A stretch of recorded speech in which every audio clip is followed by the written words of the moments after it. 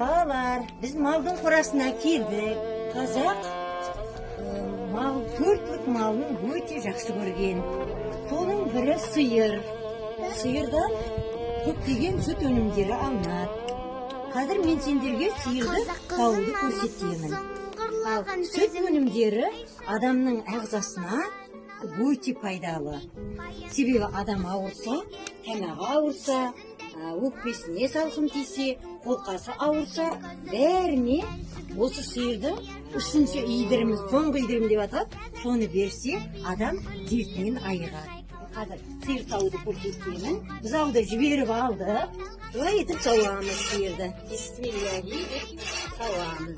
Сүттен қаймақ қайыруға болады, айран етуға болады, сүзбе өнімдерін алуға болады. Ал сүзбеде құрт жасалынады.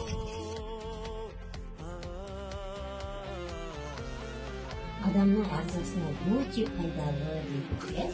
Сүттен, сиырдың сүтінен қаймақ айыруға болады деп, сүзбе жасауға болады деп айтқанымыздай, міне біз бүгін сол сүзбеден құрт жасауды сіздерге көрсетейін деп отырмын. Мынау сүзбе, мысалы үшін, не нәрсені алсақ та, Ғабит Мүсірепов айтқан екен, қандай жұмысқа кіріссең де, таза қолмен кіріс деген тазалық өте жақсы.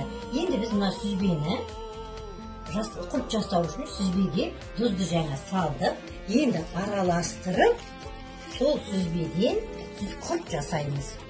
Құрт кепкеннен кейін адамдар өзінің керегіне қарай жеп, солардың жаңа дәмі жеген кезде қарны ашып, адамның организміне жақсы әсер етеді. Себебі бұл сүт өнімдерінде кальций бар. Кальций деген адамның организміне өте, адам ағзасына өте керекті витамин сияқты. Жасай қойыңдар. Екі қолдап та жасауға болады. Екі қолмен жасасаң, өнімдірек болады. Қазақ қызы сендерге ең тәттісі тілек.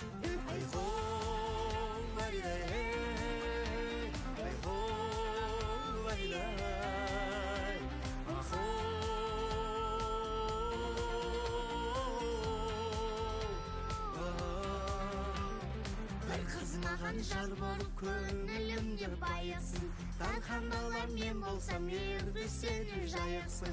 Болсам егер ескегін көлде жүзген қайықсың, қазақ қызы қазақтың жігіті.